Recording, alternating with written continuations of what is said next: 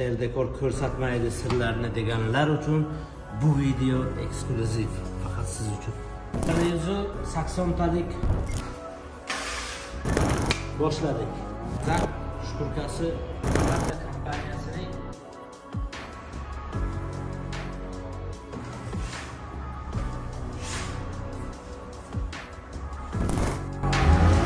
bugungi darsligimiz avval bunaqasi bo'lmagan. Venetsanskiy shtukaturkani sizga 20 kvadratlik devorga surtib, noldan oxirigacha nimalar ishlatganmiz, qanday ishlanadi, barchasini ko'rsatamiz. Shu videoni oxirigacha ko'rib, like bosib, kommentariy bosingizlar. Master class bizdan. Bu devorimizga shtukaturkadan keyin, ya'ni qum suvoqdan keyin rodband padmayak surtilgan. Rodbanddan keyin Dano Gips firmasining Shetrock nomli polimer shpaklyovkasi 2 sloy surtilgan. Dano Gipsning Shetrock shpaklyovkasi juda sifatli va mustahkam. Sizga ham tavsiya qilamiz. Xo'p, Shetrockdan keyin apparatda losif lampasi yordamida apparatda shturka qilingan devor. Shturkadan so'ng gruntovka surtganmiz. Hozir gruntovkani ham ko'rsatib o'taman. Kraska Brezning gruntovkasi. Bu gruntovka boshqa gruntovkalardan nimasi bilan farqli? Hozir ko'rsataman. Bu gruntovka 4/1 suv qo'shilib, plyonka hosil qilmaydi. Shtukaturkamiz yuza qismiga plyonka hosil qilmaydi va chuqur singib boradi. Shpaklyovkani imkon qadar mustahkam qiladi. Juda mustahkam va mana ko'rishingiz mumkin. Mana 4/1 suv qo'shilgan gruntovka. Bu mahsulot bizda mavjud. O'zbekiston bo'ylab hamma joyda dastavkamiz bor. Gruntovkani surtib qo'yilgandan keyin kamida 2 yoki 3 soat devor qurishi kerak. Devor qurib bo'lgandan keyin kvarsiviy primer. Kvarsiviy primer barcha dekorativniy производство ishlab chiqarishlarda mavjud, lekin qumi iloji boricha maydaroq, mayin qumligidan olish kerak. Men sizlarga tavsiya qilaman. Ruvido PT. Ruvido PT Prata kompaniyasining mahsuloti, juda sifatli va mustahkam. O'zi oq bazada keladi. Buni biz nima uchun surtamiz? Kvars primerni surtish Venetsanka uchun muhimmi degan savolingizga bugun javob topasiz. Kvars primerimiz Venetsankani oxirgi sloyiga ko'chib ketmasligi uchun xizmat qilib beradi. Bir xillar so'rashadi, emulsiya surtsak bo'ladimi? Emulsiya umuman mumkin emas, chunki emulsiya surtilsa, ustidan Venetsanka qilinsa, u Venetsanka ko'pga bormaydi. Yarim yil yoki 1 yil ko'chib ketadi, yoki o'sha ishlayotgan vaqtni o'zida oxirgi sloyda o'qalansa, u qo'shib o'rishi mumkin, tashib o'rishi mumkin. Shu uchun kvars primerni ishlatsangiz baraka topasiz. Kvars primerni biz professional shpatel yoki mana bunaqa 40lik Delcor andovasi yordamida surtamiz. Nima uchun shpatel yoki andova yordamida surtish kerak? U ham tekis, silliq bo'ladi. Yoki masalan valikda surtilsa, oxirgi Venetsankani oxirgi sloyiga o'sha valikda surtilgan xuddi mandarinning yuzasiga o'xshagan bijirloq paydo bo'lib qoladi. Shu uchun faqat andovada surtamiz.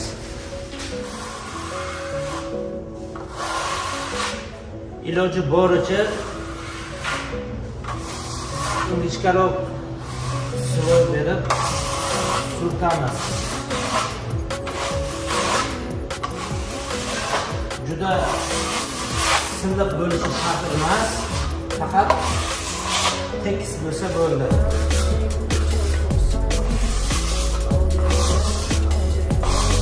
Kvars primerimiz quridi, oradan 3 soat o'tdi. Mana buni bunaqa donachalar keyin o'z mana bunaqa relief berib qo'ygan joyini 180 talik shkurkada o'tamiz. 180 talik shkurkada kvarsimizda mana bunaqa chiroyli bo'lmagan sal relief qolgan joyini shkurka yordamida tekslaymiz. Shkurka yordamida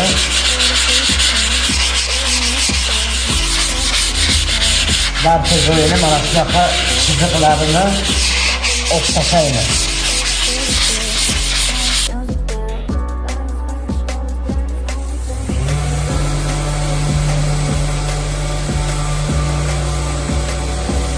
Va hamma devorni hamma ob'yomini shkurka qilib bo'lganimizdan keyin nam lattada changini artib olamiz. Changini yaxshilab artib olishimiz kerakki, tagida umuman chang qolmasligi kerak. Agar qayerdadir artilmagan joyi ozgina chang qolib ketsa agar, o'sha joyi oxirida qo'parilishi mumkin. Shuning uchun 2 martalab artib olsangiz ham zarar qilmaydi. Xo'p do'stlar, kvarsni surtib bo'lgandan keyin quritib, shkurka qilib, artib bo'ldik. Artib bo'lganimizdan keyin mana shunday tekis qilib birinchi sloy venetsanskiy shtukaturkani o'zini bazaviy oq rangida surtamiz.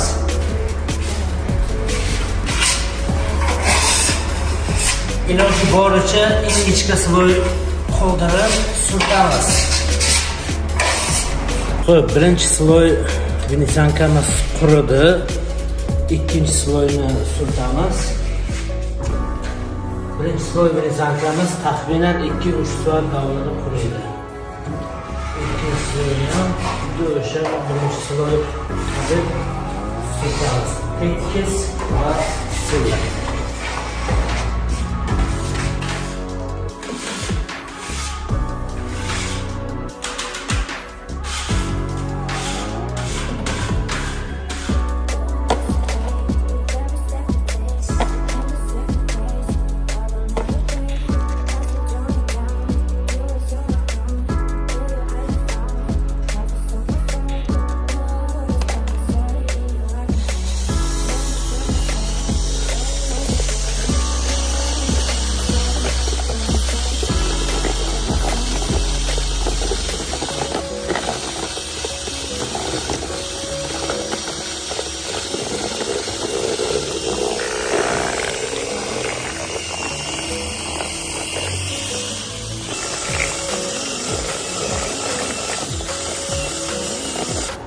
Xo'p azizlar, barchaga assalomu alaykum. Nega efirni o'rtasida men assalomu alaykum deyapman? Chunki biz uchun o'sha ertangi kun bo'ldi. Bu hammasi bitta videoda bo'ladi. Qora tayyorladik. Mana korичневый rang tayyorladik. Dengiz tubidagi moviy rang. Va yana ikki xil yashil tayyorlab oldik. Va bu ichlarida bizda albatta oq rang kerak bo'ladi. Mana shunday nirjaveyushi, ya'ni zanglamaydigan anjomlar yordamida surtamiz. Anjomimiz hamma vaqt toza va tirnoq bilan tekshirish kerak. Shpatelni surtish, finish sloy surtishdan oldin albatta tirnoq bilan tekshirish kerak, chunki bitta urilgan joyi bo'lsa agar o'sha chizadi, venetsanka yuza qismini chizsa agar uni tuzatish qiyin bo'ladi. Boshladik.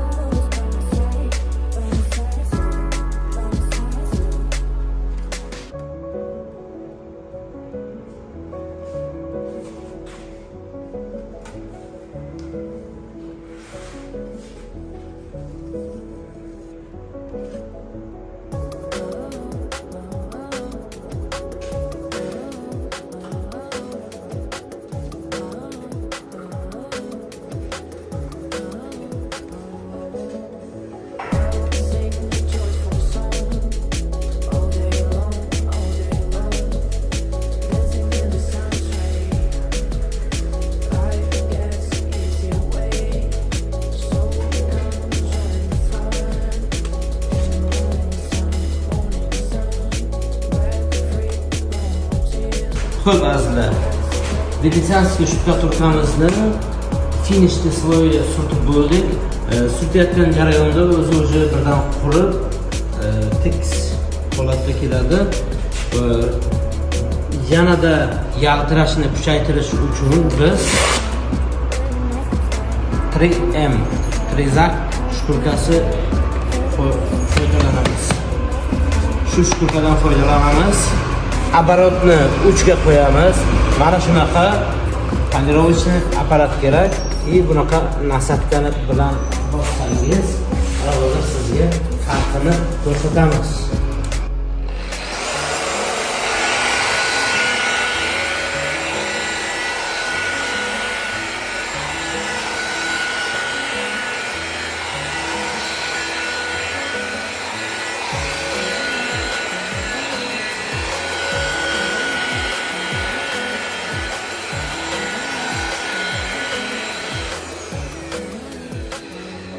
Azizlar, qarang, mana bu shturka o'tilmagan joy, mana bu yerda shturka o'tilgan joy. Farqi bo'lsa agar kommentariyada yozib qoldirasiz. Mana she'r dekor ko'rsatmaydi sirlarni deganlar uchun bu video eksklyuziv, faqat siz uchun.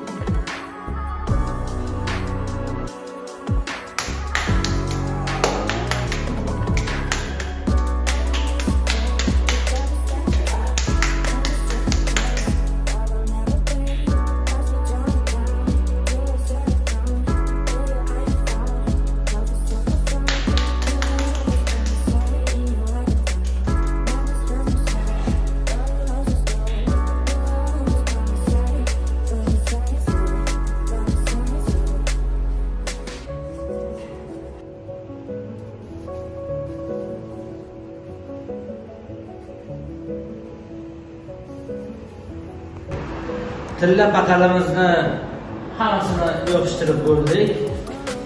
Shu mijozni tabiga qarab va pataldan so'ngra Prata kompaniyasining mana shu nomli voskini surtishni boshlaymiz. Voskini surtish uchun bizga yordam beradi bunaqa mikrofibra latta. Bu ko'pincha mashinalarda ishlatiladi. Biz buni yordamida bosib o'tamiz.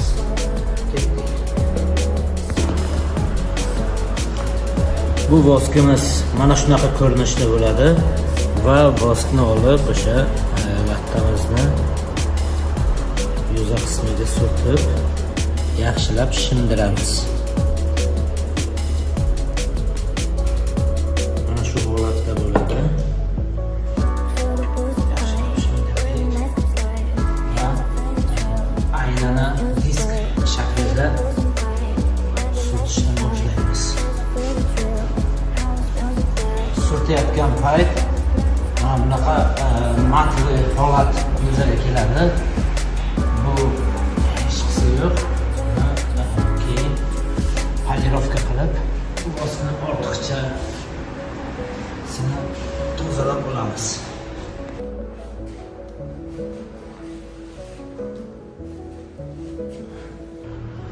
Bu voskimizni eng muhim jihati surtib bo'lgandan keyin darhol mana bunaqa Habib tempoga yordamida polirovka qilib ortiqchasini olsangiz bo'ladi. Kutish kerak emas. Yarim soat, bir kun, buni lazim polirovka qilsangiz bo'ladi. Kameraga mana shuni ko'rsatamiz.